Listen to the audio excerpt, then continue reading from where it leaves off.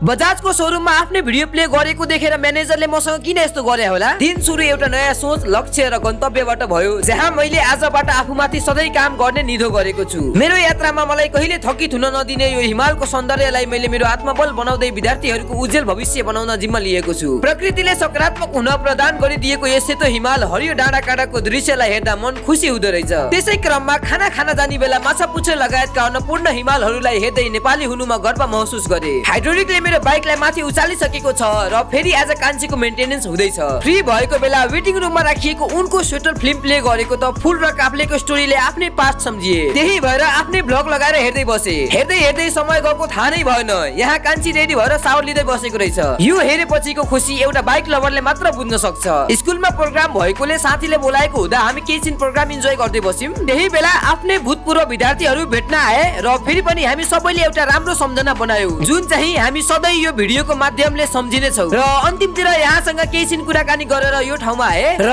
यो कुन ठाउँ हो, म कहाँ आएको छु, मेरो रेगुलर भ्युअरलाई मात्र थाहा छ होला। इफ तपाईले थाहा पाउनु भयो भने कमेन्ट गर्नु होला। त्यो पछि रुममा फर्किने बेला यो चेन्ज गरिदिए। आजबाट कान्छी कम्प्लिटली नयाँ जस्तो भइन्।